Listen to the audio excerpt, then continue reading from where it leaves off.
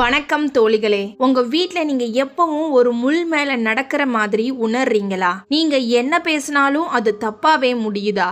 ஆரம்பத்துல உங்களை உலகத்திலேயே தலை சிறந்த பெண்ணா கொண்டாடின அதே மனுஷன் இன்னைக்கு உங்களை ஒண்ணுமே இல்லாம ஆக்கிட்டாரா? நான் என்ன தப்பு பண்ணேன்னு யோசிச்சே உங்க தூக்கத்தை நீங்க தொலைச்சிட்டு இருக்கீங்களா? உங்க கணவர் ஒரு நார்சிஸ்டா இருந்தா நீங்க அனுபவிக்கிறது வெறும் சண்டை கிடையாது, அது ஒரு மன ரீதியான சித்திரவதை. ஒரு கட்டத்துல நம்ம செத்துடலாமான்னு கூட உங்களுக்கு தோணலாம். ஆனா ஒன்னு புரிஞ்சுக்கோங்க, தப்பு உங்க மேல இல்ல.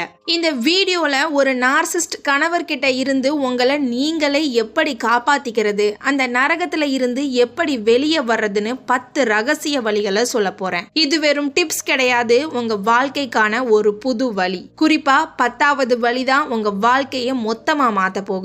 அதனால வீடியோவை கடைசி வரைக்கும் ஸ்கிப் பண்ணாம பாருங்க. உங்க நிம்மதி உங்க கையில தான் இருக்கு. வீடியோக்குள்ள போறதுக்கு முன்னாடி நீங்க நம்மளுடைய சேனலுக்கு புதுசு அப்படின்னா நம்ம சேனலை சப்ஸ்கிரைப் பண்ணிட்டு வீடியோவுக்கு லைக் பண்ணிட்டு அப்படியே ஹைப்ங்கிற ஆப்ஷனை கிளிக் பண்ணுங்க. அப்பதான் இந்த பயனுள்ள வீடியோ இன்னும் பல பேருக்கு சென்றடைய உதவும். முதலாவது, அவரோட சைக்கிளை அடையாளம் காணுங்க. ஒரு நார்சிசிஸ்ட் கணவர் எப்போதுமே ஒரு குறிப்பிட்ட வட்டத்துக்குள்ளதான் செயல்படுவாரு.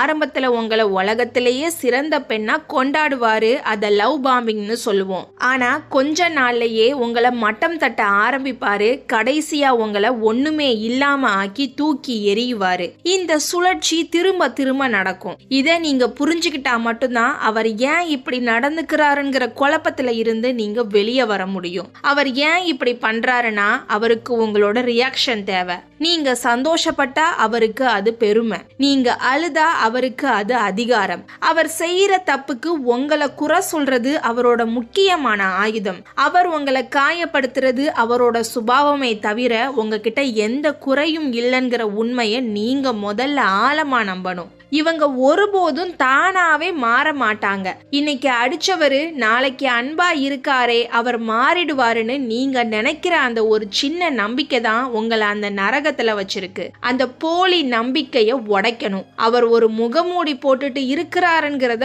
உணர்ந்து அவரோட குணத்தை ஒரு பார்வையாளரா நின்னு கவனிக்க ஆரம்பிங்க.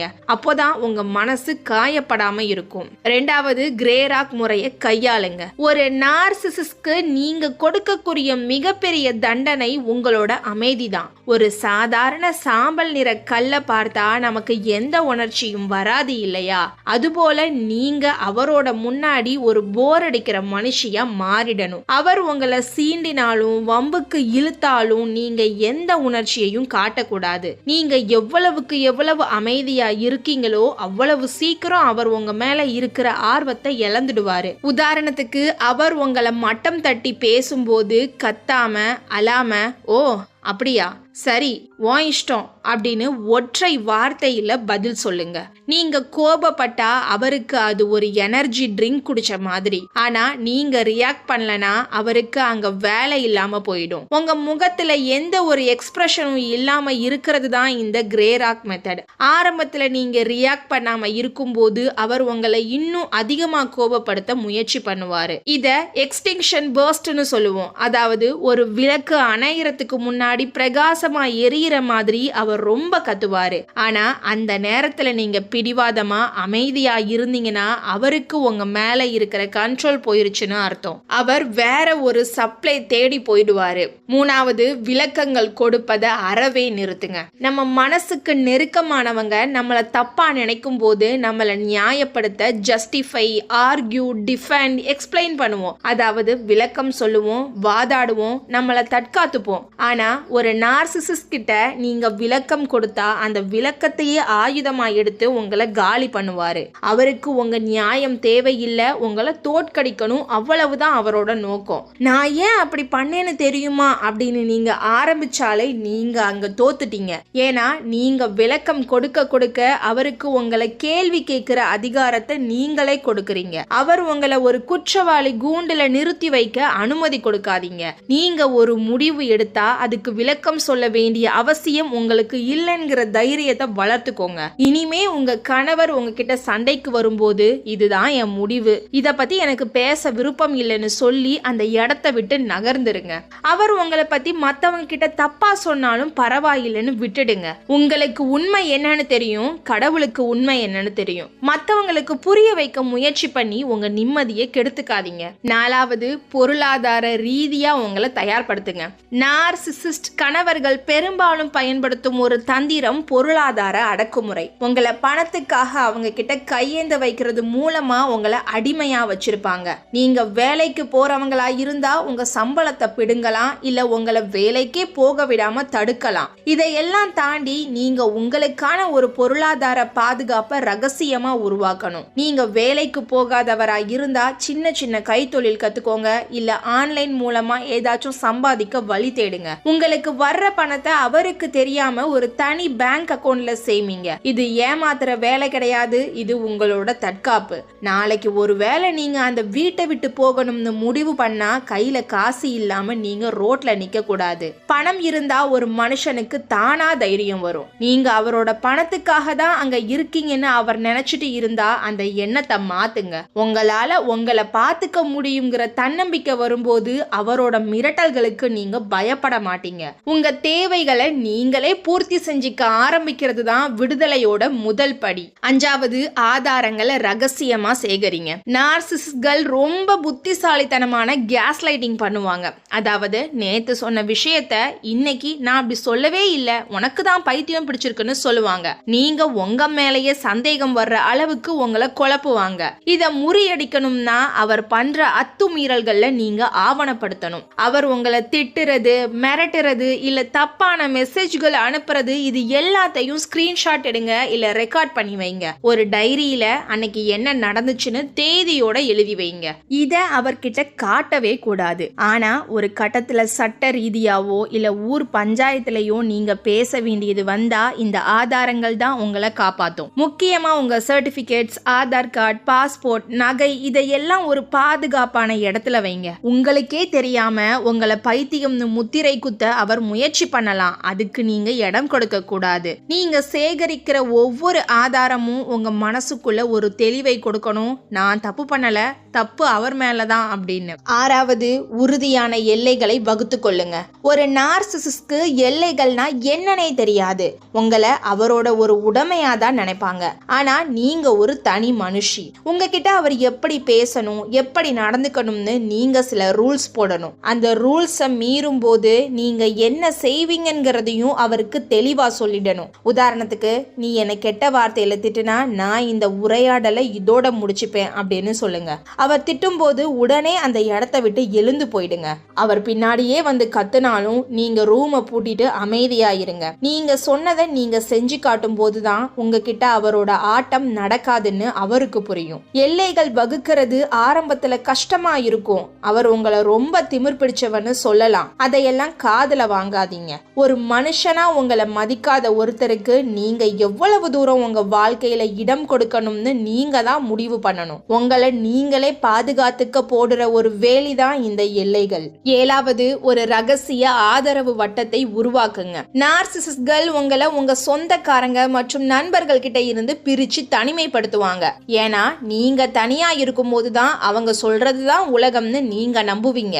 அதனால உங்களை யாருமே புரிஞ்சிக்க மாட்டாங்கிற அவரோட பொய்ய நம்பாதீங்க. உங்களுக்கு நம்பிக்கையான ஒரு சிலரோட தொடர்பை எப்பவும் வச்சிருங்க. உங்க அம்மா, அப்பா, இல்ல ஒரு நெருங்கிய தோழி கிட்ட உங்க வீட்டுல நடக்கிற உண்மைகளை அப்படியே சொல்லுங்க. அவங்க உங்களை நம்புறாங்களோ இல்லையோ, ஆனா உங்களுக்குன்னு ஒரு அவசர உதவி தேவைப்படும் போது அவங்க கண்டிப்பா கை கொடுப்பாங்க. முடிஞ்சா ஒரு நல்ல கவுன்சிலர் இல்ல தெரபிஸ்ட் கிட்ட போய் பேசுங்க. ஒரு நிபுணரோட வழிகாட்டுதல் உங்களுக்கு புது தெம்ப கொடுக்கும். நீங்க தனி ஆள் இல்லைங்கிற எண்ணம் உங்களுக்கு வந்துட்டாலே பாதி அளவு பயம் போயிடும். நார்சிசிஸ்ட்கள் மத்தவங்க முன்னாடி ரொம்ப நல்லவங்களா நடிப்பாங்க. அவரோட அந்த முகமூடிய உங்க ஆதரவு வட்டத்துல இருக்கிறவங்க கிட்ட உடைங்க. நீங்க சமூக ரீதியா பலமா இருக்கும் போது உங்களை காயப்படுத்த அவர் பயப்படுவாரு. 8வது, தொலைந்து போன உங்களை மீட்டெடுங்கள். பல வருஷமா ஒரு நார்சிசிஸ்ட் கூட வாழ்ந்து உங்க சுய மரியாதையை நீங்க இழந்திருப்பீங்க.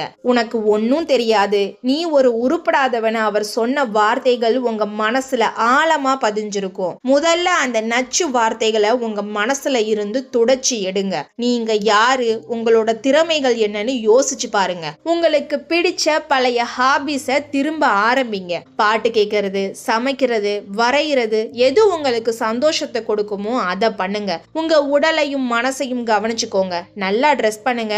ஆரோக்கியமான சாப்பாடு சாப்பிடுங்க. உங்களை நீங்க நேசிக்க ஆரம்பிச்சா அவரோட வெறுப்பு உங்களை ஒன்னும் பண்ண முடியாது. டெய்லி கண்ணாடி முன்னாடி நின்னு உங்களை நீங்களே பாராட்டுங்க. நான் ஒரு தைரியமான பெண், இந்த சூழலை நான் சமாளிப்பேன்னு உங்களுக்குள்ளேயே சொல்லிக்கோங்க. நீங்க எப்போ உங்க மேல இருக்கிற மதிப்பை அதிகப்படுத்துறீங்களோ அப்போ அவர் கொடுக்கிற வழிகள் வெறும் தூசியா தான் தெரியும். உங்க சந்தோஷம் அவரோட கையில இல்ல, அது உங்களுக்குள்ளதான் இருக்கு தோழி. 9வது, இனி நான் பலியாடு அல்ல, உங்களை நீங்களே தற்காத்து கொள்ளுங்க. இதுவரைக்கும் அவர் உங்களை வேட்டையாடினாரே, நீங்க ஒரு பயந்த பலியாடா இருந்தீங்க. ஆனா இன்னைக்கு அந்த கதையை மாத்த போறோம். நீங்க யாருன்னு அவருக்கு காட்டுற நேரம் இது. நீ என்ன சொன்னாலும் நான் தாங்குவேன், நீ எப்பவும் என்ன மிதிக்கலாம் அப்படின்ற உங்களுடைய பழைய பிம்பத்தை இன்னைக்கே உடைச்சி எறிங்க.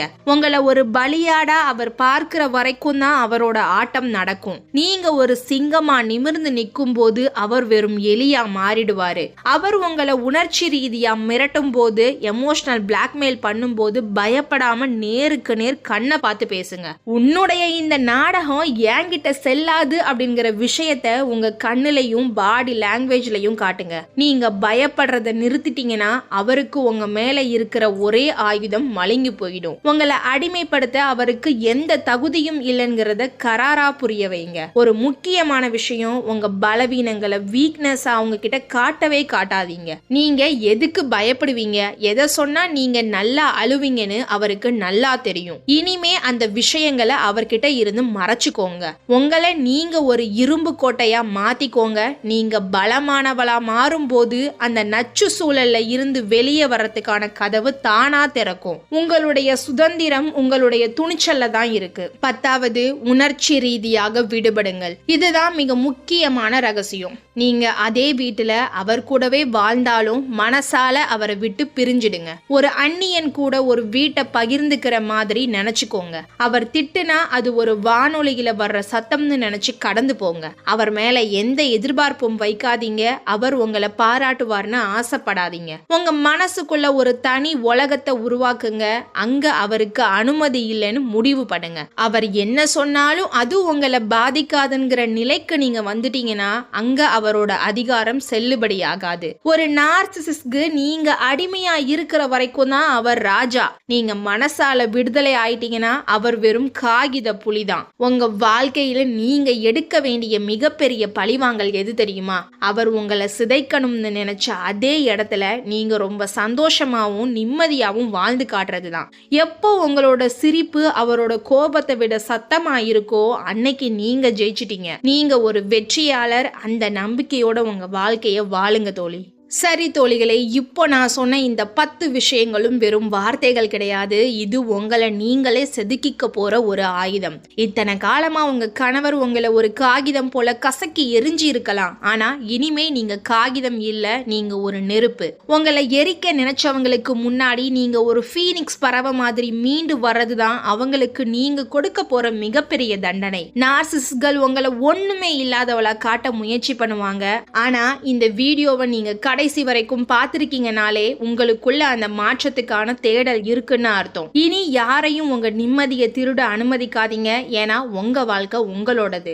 இன்னைக்கு இந்த நிமிஷத்துல இருந்து நீங்க ஒரு பலியாடு கிடையாது, நீங்க ஒரு போராளி. நீங்க எவ்வளவு வலிமையானவங்கன்னு உங்களுக்கும் இந்த உலகத்துக்கும் புரிய வைக்க இப்பவே கமெண்ட் செக்ஷன்ல ஐ எம் எ சர்வைவர் அப்படின்னு டைப் பண்ணுங்க. நீங்க போடுற அந்த ஒரு கமெண்ட் உங்களை மாதிரி துடிச்சிட்டு இருக்கிற இன்னும் 1000 பெண்களுக்கு ஒரு உத்வேகத்தை கொடுக்கும். நாம எல்லாரும் ஒன்னா சேர்ந்து இந்த நச்சுத்தன்மையை உடைப்போம். இந்த வீடியோ உங்களுக்குள்ள ஒரு சின்ன நெருப்பை மூட்டி இருந்தா மறக்காம அந்த லைக் பட்டனை தட்டுங்க. இதே மாதிரி ஒரு நரகத்துல சிக்கி தவிக்கிற உங்க தோழிகளுக்கோ இல்ல உறவினர்களுக்கோ இந்த வீடியோவை ஷேர் பண்ணுங்க. அவங்க வாழ்க்கையை மீட்டெடுக்க நீங்க ஒரு பாலமா இருங்க. நம்ம சேனல்ல இன்னும் நிறைய தைரியமான விஷயங்களை பேச போறோம். அதனால இப்பவே சப்ஸ்கிரைப் பண்ணி பெல் ஐகானையும் கிளிக் பண்ணி வச்சுக்கோங்க. ஞாபகம் வச்சுக்கோங்க, நீங்க ஒருத்தருக்கு அடிமை கிடையாது, நீங்க ஒரு மகா சக்தி. உங்க வீடியோகள் தொடங்கிடுச்சு. அடுத்த வீடியோல சந்திப்போம். நன்றி.